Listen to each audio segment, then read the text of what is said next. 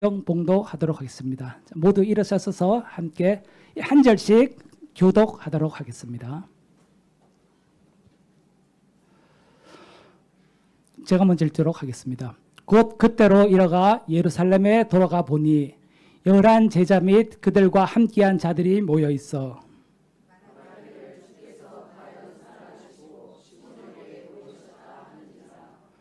두 사람도 길에서 된 일과 예수께서 떡을 떼심으로 자기들에게 알려지신 것을 말하더라.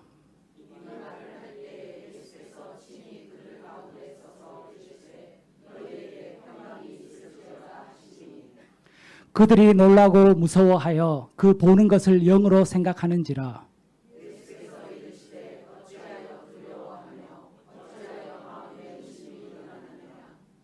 같이 읽도록 합니다.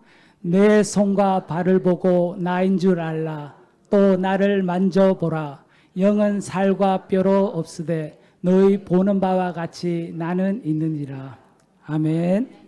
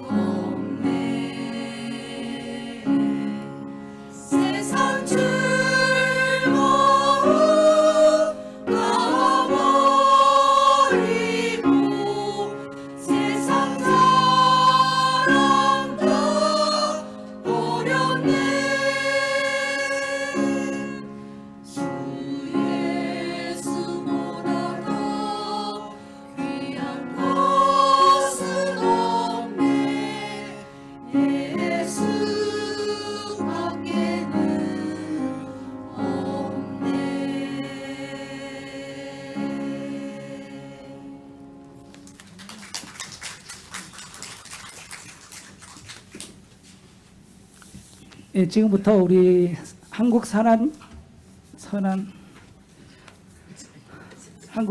목자교회 부목사님을 계시는 최왕락 목사님께서 말씀 증가하실 때 우리 나오시는데 우리 환영합니다. 할렐루야 힘차게 박수치며 환영하도록 하겠습니다.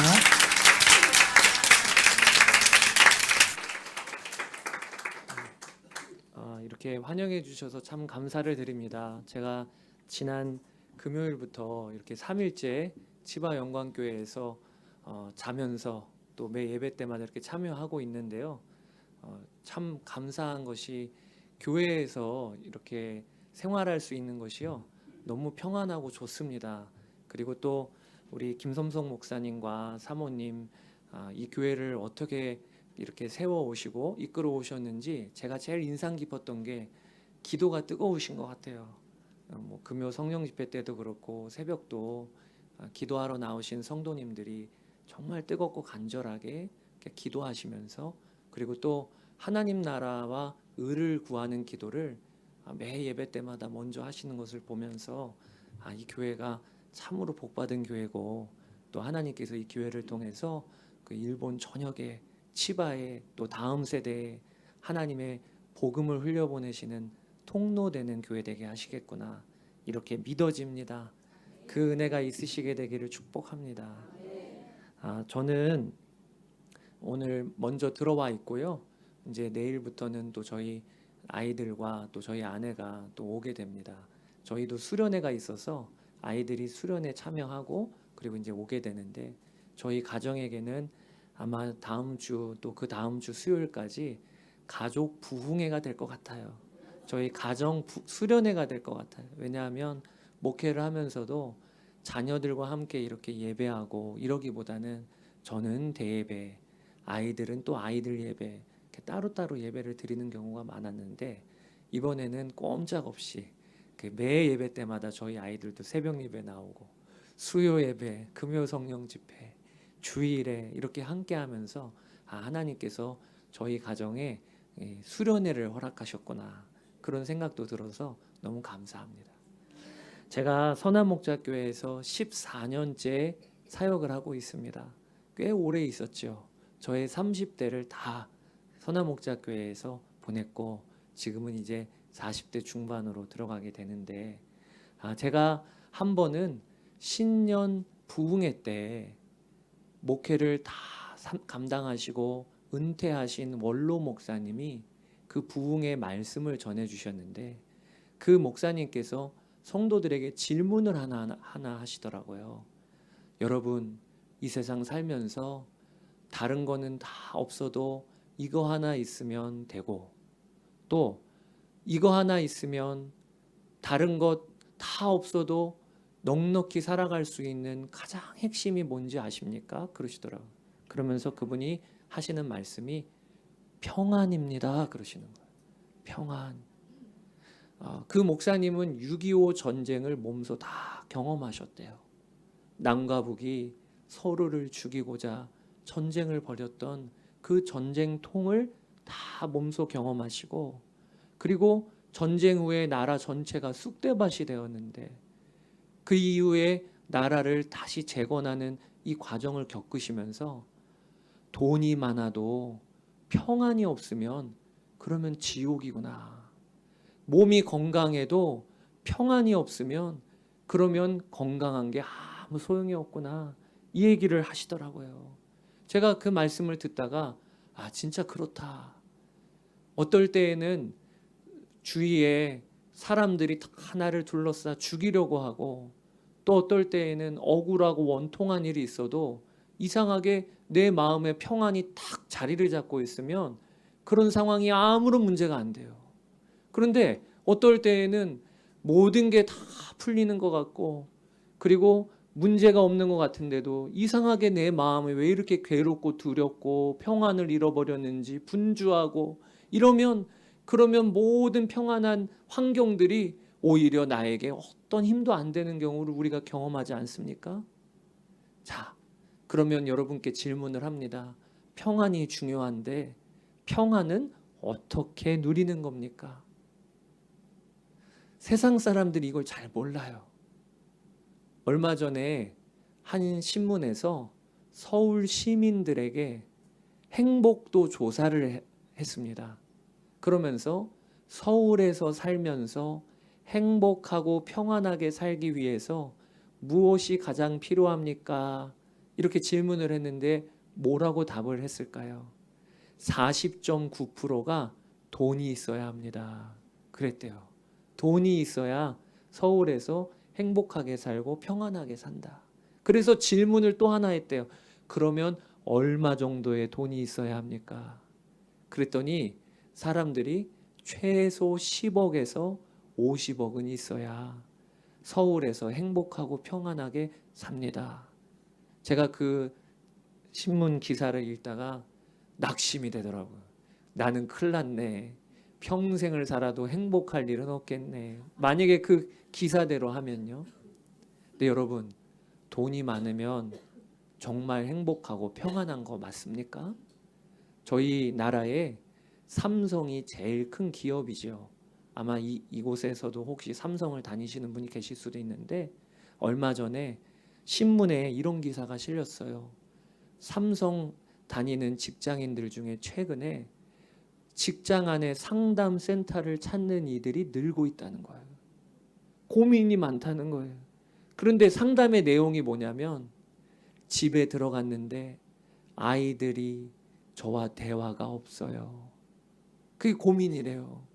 열심히 삼성에서 일은 해서 10억? 아마 그 정도는 넉넉히 벌 정도로 돈은 많이 버는데 열심히 일하다가 이제 집에 들어갔더니 다 큰 아이들이 아빠와 대화를 안 하는 거예요. 아내하고도 몇 마디 대화를 못 하는 거예요. 왜냐하면 그런 경험을 못 해봤으니까. 그러니까 어느 순간 내가 안정된 직장은 다니고 있는데 가정에 들어가 자녀와 생활하는 시간이 거의 없었구나. 이걸 깨닫고 나니까 괴로워서 그 직장 안에 있는 상담센터를 찾는 이들이 늘고 있다는 그런 신문 기사를 봤어요. 참 어리석죠.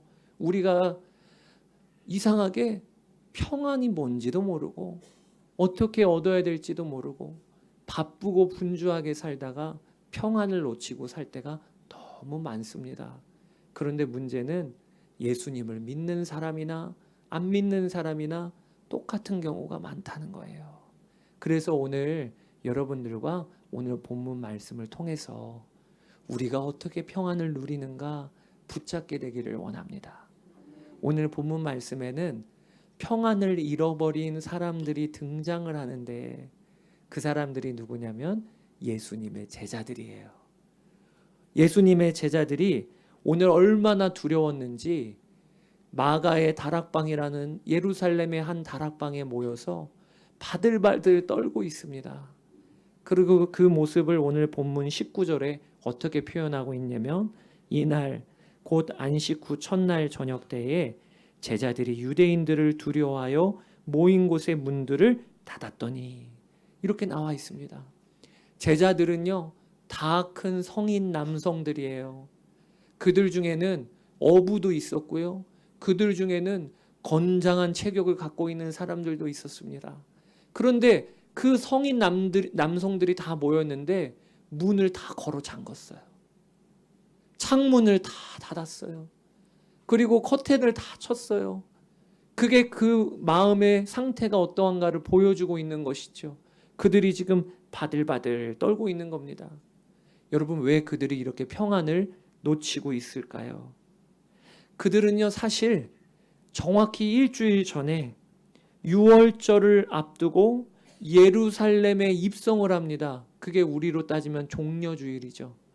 예루살렘에 입성할 때에는요 오늘 본문하고는 전혀 정반대의 상태였어요. 얼마나 의기양양했는지 예수님이 나귀 타고 예루살렘에 들어가실 때 그 주위에 사람들이 모여서 호산나 다윗의 자손으로 오시는 이여 하면서 막 찬양을 하고 노래를 했어요. 그때 제자들은요 그 나귀 타고 가시는 예수님 뒤에서 따라가면서 의기양양했어요. 야, 그렇지. 사람들이 다 우리를 환영해 주네. 그래서 그 걸음이 당당했었을 것입니다. 뿐만 아니라 오늘 본문으로부터 불과 3일 전에 어느 다락방에서 예수님과 함께 최후의 만찬을 할 때만 하더라도 제자들은 거친 꿈에 부풀어 있었어요. 어떤 꿈이냐? 이제 곧 우리의 선생님이 왕이 되실 텐데, 그때 선생님 저는 오른쪽에, 저는 왼쪽에 앉게 해주십시오 라고 했던 게 야고보와 요한이었어요. 그때만 해도 그들은 꿈에 부풀어 있었습니다. 그런데 3일밖에 지나지 않았는데 제자들은 지금 나약한 모습으로 모여 있는 것입니다. 여러분, 이 제자들은 예수님께 직접 제자 훈련 받았던 사람들이에요. 예수님이 그들에게 수시로 너희들 두려워하지 말아라, 염려하지 말아라, 하늘에 나는 새를 봐라, 누가 먹이시니, 들의 백합화를 봐라, 누가 입히시니, 하나님이 입히시잖아. 하물며 너희일까 보냐, 너희는 하나님이 얼마나 책임지시니까 염려하지 마, 두려워하지 마. 이 말씀을 들었던 사람들이에요. 그리고 예수님과 함께 다니면서 풍랑이 일어나는 바다도 잠자여지는 사건도 보았던 사람이에요. 죽은 나사로가 살아났던 그 기적도 그 현장에서 보았던 사람들이 제자들이에요. 그랬던 그들이 지금 오늘 본문에 바들바들 떨고 있는 것입니다. 왜 이런 일이 벌어졌을까요? 사실은요, 제자들은 예수님과 함께 공생의 사역을 할 때 수시로 바리새인들과 서기관들의 위협을 받았어요. 어디에서도 그들을 환영해 주지를 않았습니다. 그러니까 그때도 살기 등등한 상황 가운데 살았었던 거예요. 뿐만 아니라 예수님과 함께 공생회 할 때에는 부족한 게 많았습니다. 예수님이 말씀하시기를 여우도 굴이 있고 새들도 거처가 있지만 인자는 머리 둘 곳이 없다고 하셨어요. 그러니까 예수님이 3년 공생회 하는 시간은요, 부요한 시간이 아니었어요. 그 옆에서 함께 있었던 제자들도 부요하게 3년 동안 다녔던 게 아니고요, 항상 옷도 거칠고 해지고, 그리고 먹을 것도 제대로 보장이 안 되고 잘 곳도 제대로 보장이 안 됐던 상황 가운데 그들이 공생의 생활을 했던 거예요. 그러니까 우리가 알아야 할 것이, 오늘 다락방에서 떨고 있었던 그들의 상황은 이전과 지금이나 바뀐 게 아무것도 없어요. 유대인들이 핍박하고 위협하지요. 부족한 게 많지요. 그랬던 상황이 바뀐 건 아무것도 없는데 그들이 그렇게 바들바들 떨고 있는 이유가 딱 하나 있어요. 바뀐 건 아무것도 없지만 딱 하나 놓친 게 있어요. 그게 뭘까요? 예수님이 지금 그들과 함께 계시지 않는 거예요. 왜냐하면 십자가 달려 돌아가셨으니까요. 제자들이 오늘 본문을 통해 평안을 잃어버린 이유가 무엇인지를 우리가 알아야 합니다. 그 이유는 무엇이냐? 그들이 예수님과 함께 있지 않아서 그렇습니다. 오늘 성경은 제자들의 모습을 통해 분명하게 우리에게 알려주시는 거예요. 어느새 우리가 평안을 놓치고 살고 있다면 그것은 뭘 놓치고 있는 것이냐? 예수님을 놓치고 있다고 하는 것입니다. 우리도 오늘 예배에 나오셨는데 두려워하고 염려하고 이런 생활 가운데 마음이 많이 무너져 나온 분 계십니까? 그런 분들에게 오늘 말씀에 의지하여 도전을 드려요. 우리에게 필요한 것은 다른 게 아니고 예수님 그분이세요. 예수님 그분. 저는 오늘 본문을 읽을 때마다 우리 예수님께서는 너무 재미있으신 분이시다 이런 생각을 합니다. 제가 신학교 다닐 때 책 중에 예수님의 유머 이런 책이 있었어요. 예수님은 제자들을 모아놓고 지금 우리가 보기에는 씨 뿌리는 자의 비유, 씨를 뿌렸는데 돌짝밭에도 떨어지고 가시밭에도 떨어지고 이런 비유를 들으면 우리는 그냥 아유 그런 비유인가 보다 이러지만 예수님 시대의 사람들은요 마치 우리가 영화 한 편 보듯이 그게 그렇게 재밌었다는 거예요. 그러면서 예수님은 이 땅에 사역하실 때 우울하게 사역하신 게 아니라 너무 재밌게 사역하셨다. 그 책의 내용이에요. 여러분 오늘 예배 드리는 게 기쁘시지요? 예. 그런데 오늘 본문도 제가 읽으면 아, 예수님은 진짜 왜 이렇게 하셨을까? 이런 생각이 드는 본문이에요. 여러분, 지금 제자들은 두려워하고 있잖아요. 그래서 모임 곳에 문을 닫았고 창문도 닫았잖아요. 왜? 유대인들한테 잡히면 자기들도 죽을 수 있으니까요. 그러니까 두려워하고 있는 거 아닙니까? 예수님이 그들의 마음을 아셨을까요? 모르셨을까요? 아셨죠. 그러면 예수님께서 이 제자들에게 가실 때 어떻게 가셔야 될까요? 문을 닫았으니까 문 밖에서 노크하시고, 그러면 제자들 중에 한 명이 깜짝 놀라서 누구세요? 이렇게 와서 물어봤겠죠. 그러면 예수님이 안심을 시켜셔야 되잖아요. 먼저 놀라지 마, 깜짝 놀라지 마, 나 누군지 아니? 나 예수님이야. 그러면 제자 중에 한 명이 너무 놀랐겠죠. 예수님 분명히 십자가 달려 돌아가셨는데 어떻게 밖에 계신 거지? 정말 예수님 맞아요? 그러면 잠깐만 틈만 조금만 열어서 나 확인 좀 해봐.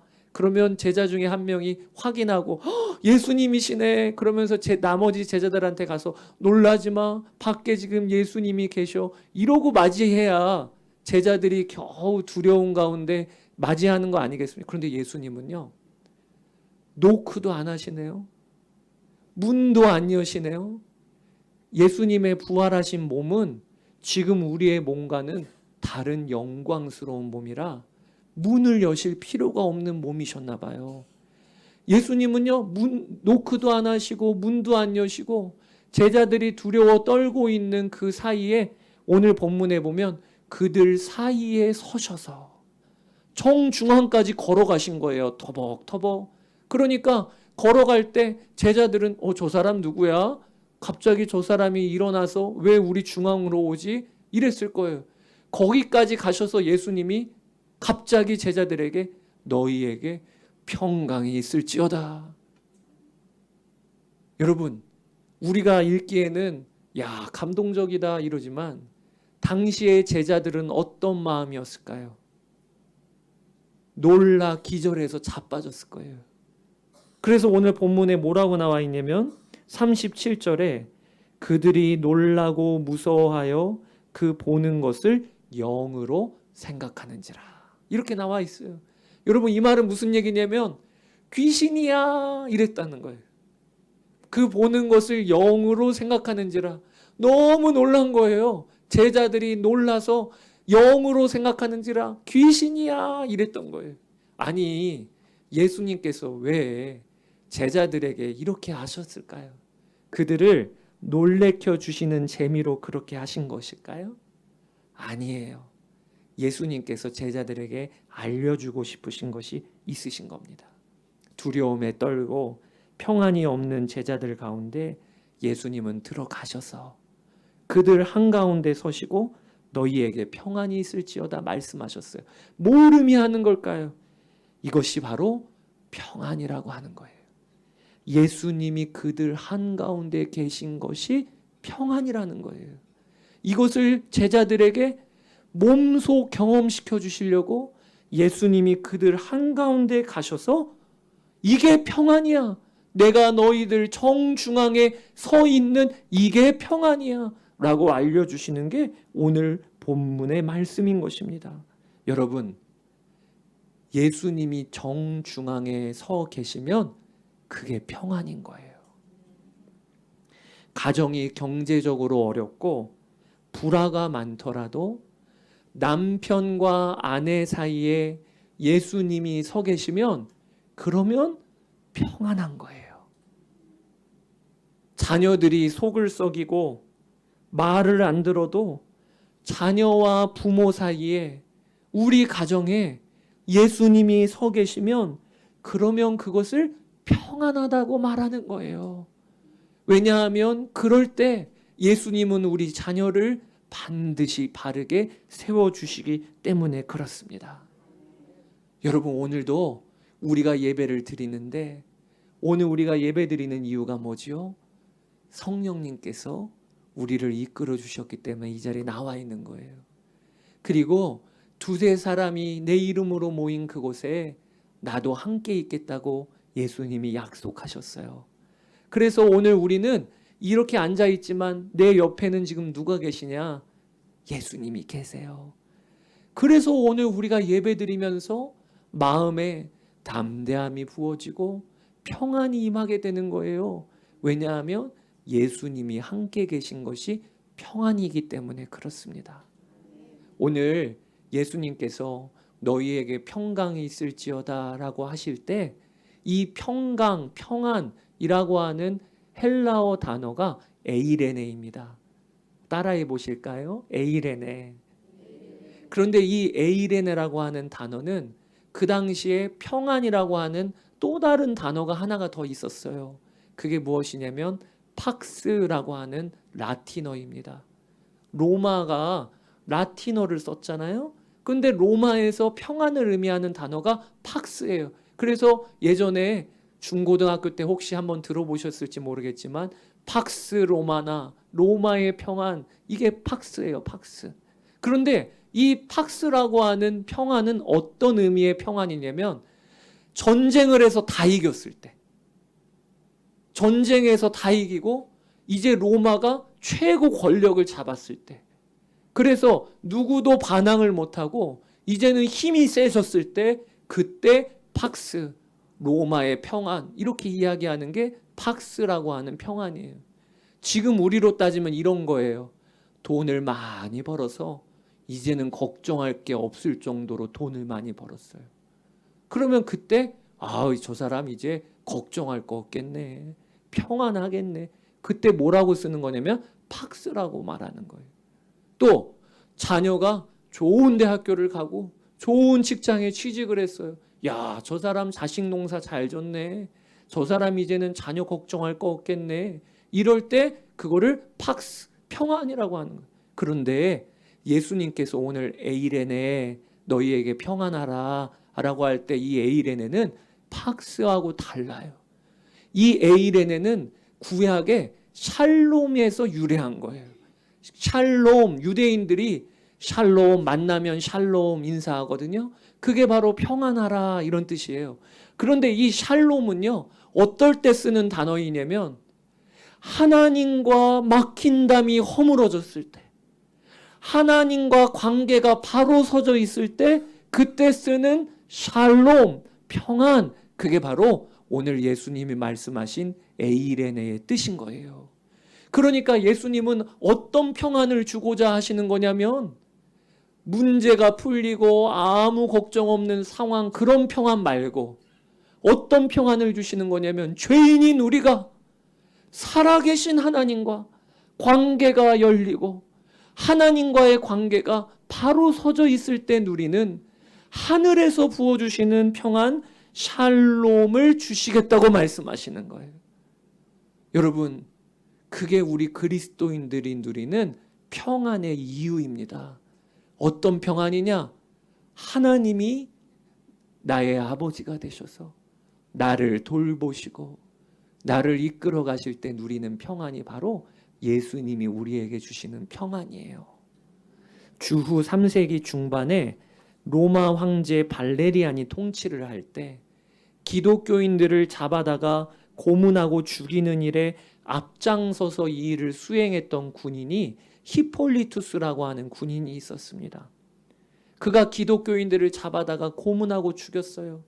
그런데 어느 한날 성 로렌스라고 하는 기독교의 지도자를 잡아다가 고문하고 처형을 했는데, 로렌스가 고문을 받다가 그때는 너무 괴로워하는 거예요.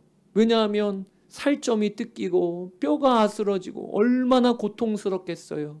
그런데 고문을 받을 때는 고통스러워하다가 고문이 끝나면 로렌스가 너무 평안한 거예요.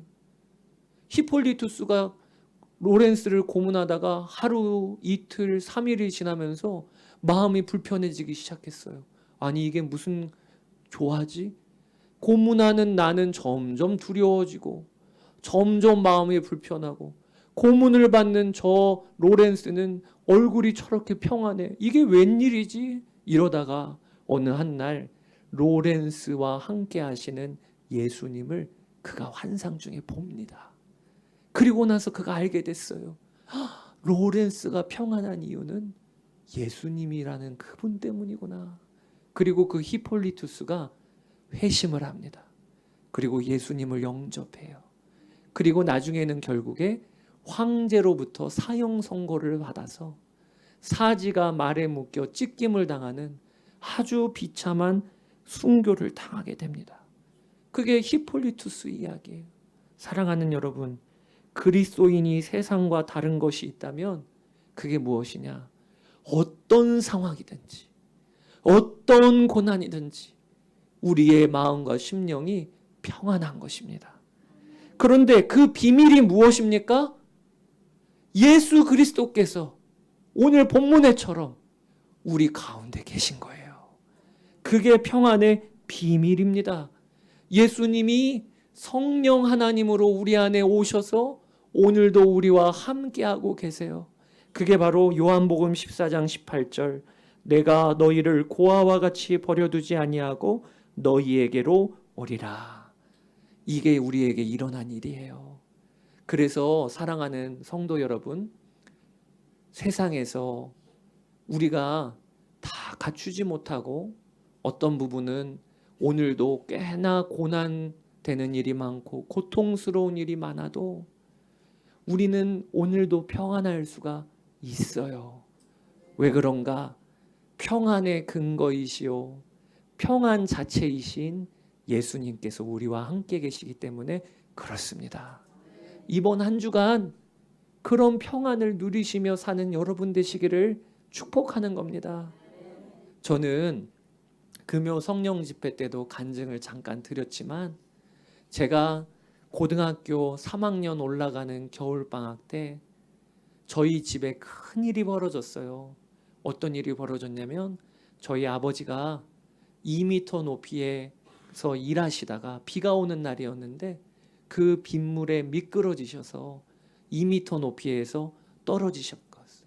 그런데 머리부터 떨어지시는 바람에 목뼈가 부러지고 그리고 폐가 갈비뼈가 폐를 찔러서 숨을 못 쉬셨어요. 몇 분 동안 못 쉬셨냐면 6분, 7분이 넘도록 숨을 못 쉬셔서 그날부로 뇌가 죽었어요. 뇌사 상태 식물인간이 되셨어요. 그리고 몇 년 동안 누워 계셨냐면 무려 18년 동안 누워 계시다가 지금으로부터 7년 전에 하나님 나라 가셨습니다. 못 일어나셨어요. 못 깨어나셨어요. 식물인간으로 누워 계시면서 저희 가정은 엄청 큰 어려움을 겪었습니다. 어머니는 직장을 그만두시고 아버지 병간호 하시면서 18년 동안 밤에도 한숨 제대로 주무신 적이 없어요. 통잠을 잔 적이 없어요. 수시로 깨서 남편의 그 자는 거 바꿔주고 체위를 바꾸고 그리고 또 가래가 끓으면 그것을 가래를 빼드리고 이거 하느라고 통잠을 주무신 적이 없고 18년 동안 어디 한번 여행 가신 적도 없으세요. 저희 할머니는 아들이 그렇게 식물인간이 되시니까 도무지 그것을 보기가 괴로워서 고향으로 내려가시고 저희 할아버지는 아들의 모습이 너무 괴로워서 스스로 목숨을 끊으셨어요. 그래서 제가 저희 할아버지의 장례를 치르면서 저희 할아버지의 죽음을 보고 그것을 경험을 하다 보니까 제가 20살 대학생 시절에는 우울증이 찾아왔어요. 제 마음에 너무 괴로우니까 우울하고 사람들 만나는 게 두려워서 대인기피증에 걸려서 대학교 생활 내내 쉬는 시간이 되면 화장실에 들어가서 바들바들 떨었던 대학교 시절을 제가 보냈습니다. 오늘 본문에 나와 있는 제자들처럼 그렇게 두려워하면서 20대를 살았어요. 저는 그런 와중에 하나님의 은혜를 주셔서 마음도 회복이 되어지고 그리고 결혼하고 이렇게 사역까지 하고 있습니다. 그런데 그런 저에게 가장 제 마음을 아프게 했던 게 저희 어머니였어요. 제가 저희 어머니를 옆에서 바라볼 때마다 얼마나 속이 상하고 괴롭던지 저희 어머니의 인생이 그렇게 불쌍해 보이더라고요. 저희 어머니는 구남매의 장녀로 태어나셨어요. 구남매의 장녀다 보니까 그 시절에 저희 어머니는 초등학교도 제대로 나오지를 못하시고 그 어릴 적부터 남의 집 식모살이를 하면서 남동생들 공부하는 뒷바라지를 하느라 어렸을 때부터 그렇게 일하셨어요. 그러다가 어머니와 같이 가난한 형편의 저희 아버지를 만나서 결혼을 하시고 그리고 나서는 부모로부터 물려받은 재산도 없지요. 정말 무일푼으로 자녀들을 낳아서 어머니와 아버지가 노가다를 하시면서 아침부터 저녁 늦게까지 두 분이 그렇게 뼈 빠지게 일하셨어요. 어느 한날은 저희 아버지가 이렇게 이야기하셨대요. 여보, 당신과 내가 지금까지 그렇게 새벽부터 저녁까지 일하면서 살았는데 이제 우리 집도 장만했고 차도 있고 이제는 우리가 살 만큼 형편이 되었어. 이제 두 아이들 대학교 보내고 나면 우리 여행도 다니면서 우리도 우리 인생을 누리며 삽시다. 이렇게 아버지가 약속을 하셨는데 그 아버지가 하루아침에 남편이 식물인간이 되어서 말 한마디 통하지 않고 손가락 하나 까딱할 수 없는 그 식물인간 남편을 18년 동안 병간호하신 거예요. 제가 저희 어머니를 보면 너무 속이 상하고 제 어머니의 인생이 너무 불쌍해 보이더라고요. 2009년 2월에 한국의 영화 하나가 그렇게 소개가 됐습니다. 그 영화는 이전에는 없던 소재로 특별한 독립영화로 많은 사람들의 눈시울을 붉혔던 영화예요. 그 영화가 뭐냐면 원앙소리라고 하는 영화입니다. 이 원앙소리가 무슨 영화냐면 한 시골에서 80평생 떼학볕에서 피부가 검게 그을려 일만 하는 어떤 할아버지를 영화에 담았어요. 그 할아버지는 몸이 삐쩍 말라 뼈만 앙상하게 남았는데 새벽부터 밭일하러 농사일하러 나가는 거예요. 그러니까 촬영 감독이 할아버지 힘들지 않으세요? 그러는데 그 할아버지는 평생 그 일만 하고 오늘도 그 일만 하는 거예요. 그 할아버지 옆에 할아버지를 지키고 있는 누렁이 소가 있어요. 그런데 그 누렁이 소도요, 나이가 들어서 삐쩍 말라서 그 할아버지와 함께 하루 종일 밭일을 하는 거예요. 그 누렁이 소가 목에다가 방울 하나를 달고 있는데 그게 원앙입니다. 원앙 소리. 그게 제목이에요. 그 영화는요, 특별한 거 없어요. 삐쩍 마른 할아버지와 삐쩍 마른 소가 하루 종일 밭일하고 하루 종일 농사일하는 그거 보여주는 거예요. 제가 그거 영화를 보고 있는데 갑자기 제가 너무 서러워지는 거 있죠. 왜 서러우냐면 그 영화에 등장하는 할아버지나 삐쩍 마른 소나 우리 어머니 생각이 나는 거예요. 평생을 그렇게 일하고 그렇게 일하다가 낙을 누리기보다는 오히려 남편 병간호하느라 그 인생이 도대체 무슨 의미일까? 그 인생이 무슨 의미일까? 이러면서 제가 그 영화 보다가 막 엉엉 울었어요. 사람들이 막 깜짝 놀랄 정도로 엉엉 울었어요. 제 마음에 하나님을 향하여 질문이 들더라고요. 하나님, 이게 뭡니까? 우리 인생이 이게 무슨 의미입니까? 왜 이렇게 우리는 그렇게 사는 겁니까? 막 그러면서 하나님께 원망스럽게 울었어요.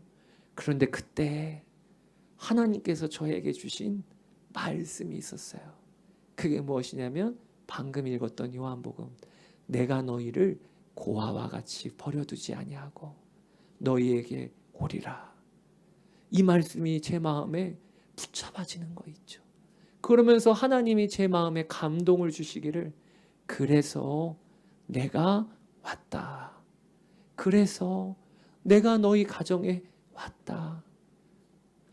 제가 이 말씀을 듣고 보니까 저희 아버지가 달리 보이기를, 저희 아버지가 40대 중반에 그렇게 쓰러지셔서 식물인간으로 사셨지만 저희 아버지가 하나님을 잘 믿으셨거든요. 하나님이 우리 아버지를 사랑하신다는 게 믿어지더라고요. 그러니까 오신 거죠. 그리고 저희 아버지가 이 땅에서는 그렇게 식물인간으로 계시다가 돌아가셨지만 지금은 어디에 계시죠?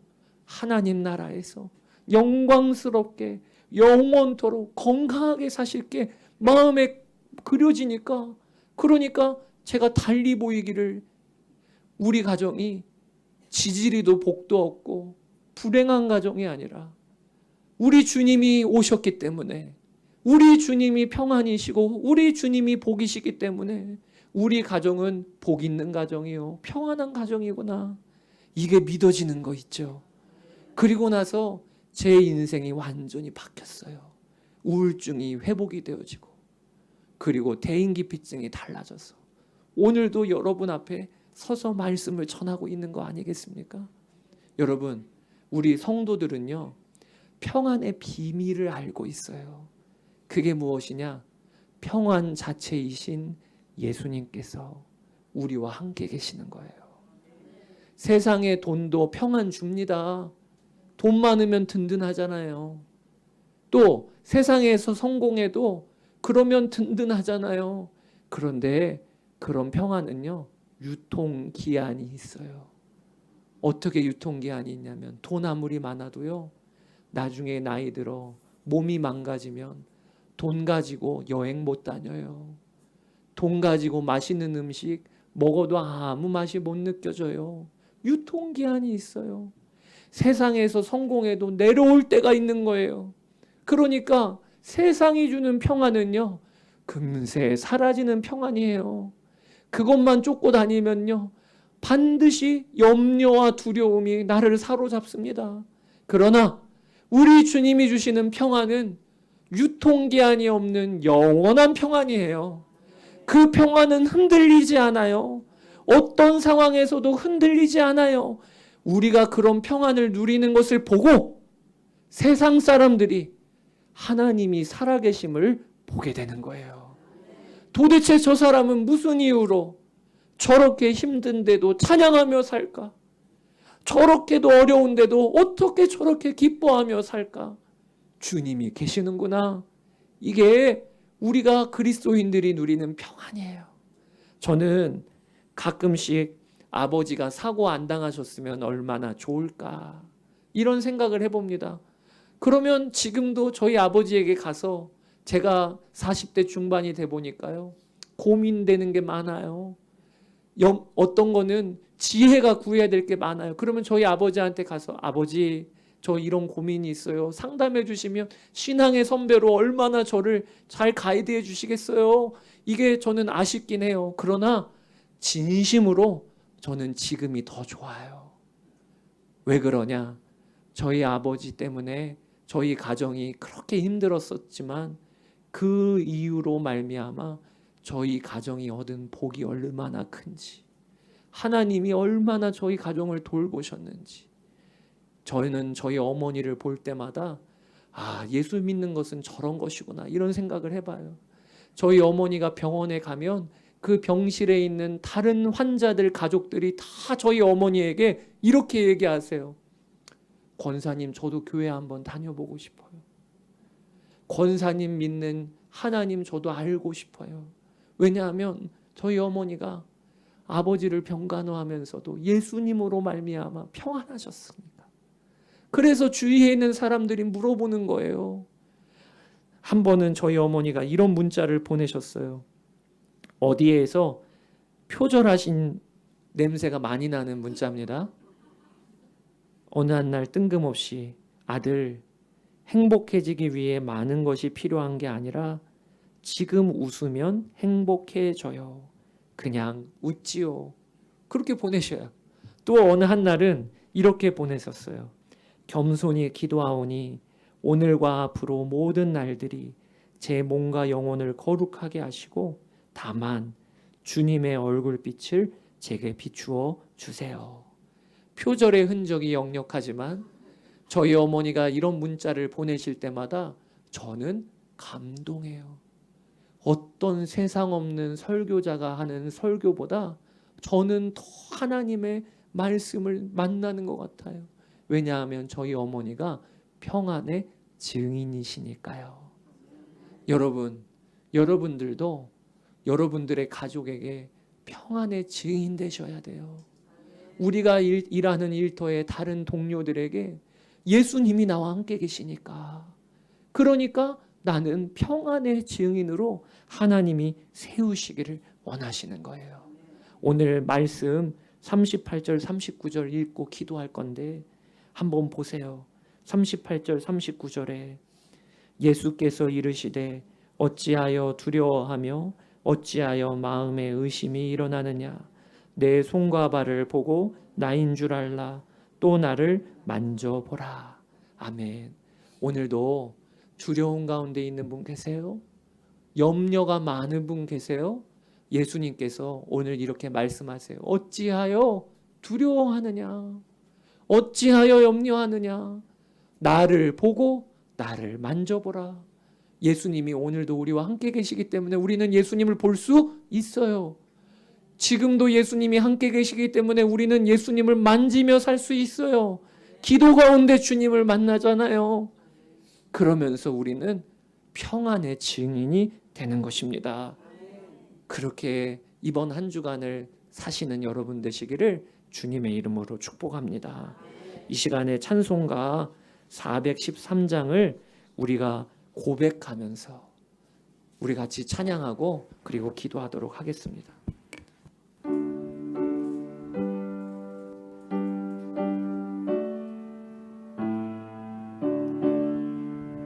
내 평생에 가는 길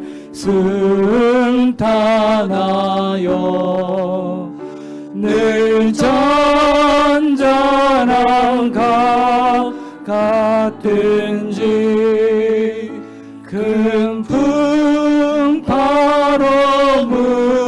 무섭고 어렵든지 나의 영혼은 늘 편하다. 내 영혼 평안해. 내 영혼 평안해. 다 자리에서 일어나서 저마귀는 우리를 삼키려고 입 벌리고 달려와도 입 벌리고 달려와도 주 예수는 우리의 주 대장되니 예수는 우리의 대장되니 끝내 싸워서 이기리라. 내 영혼 평안해. 내 영혼